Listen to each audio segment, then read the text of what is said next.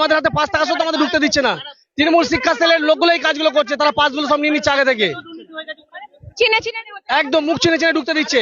অথচ আমাদের কাছে আমাদের ওএমআর আছে, আমাদের অ্যাডমিট কার্ড আছে, তার সত্ত্বেও আমাদের ঢুকতে দিচ্ছে না। সাধারণদেরকে ঢুকতে দিচ্ছে না, পাস থাকা সত্ত্বেও তত ঢুকতে দিচ্ছে না আমাদেরকে। তৃণমূলের সেই শিক্ষা সেল যারা রয়েছে তারা চিহ্নিতকরণ করছে যে কারা কারা ঢুকবে কারা ঢুকবে না, এটা তো একটা পুরো প্রি প্ল্যানে চলছে।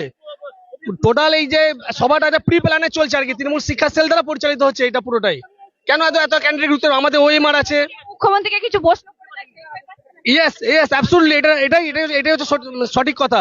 যাতে মুখ্যমন্ত্রীকে কোনো প্রশ্ন করে দেয় তার জন্য প্রি প্ল্যান করে তৃণমূল শিক্ষা সেল এই পুরো কাজটা করছে এটা। যদি আবার যদি অপমানিত হন, সে অপমানিত ভয়ে উনি এটা প্রি প্ল্যান করে এসেছেন, উনি একদম পুরো প্ল্যান করে এই পুরো সভাটা হচ্ছে এখানে। সবাই আমাদের কাছে আমাদের নিজস্ব ওএমআর আছে, আমাদের অ্যাডমিট কার্ড আছে, তার সত্ত্বেও আমাদের ঢুকতে দেওয়া হচ্ছে না।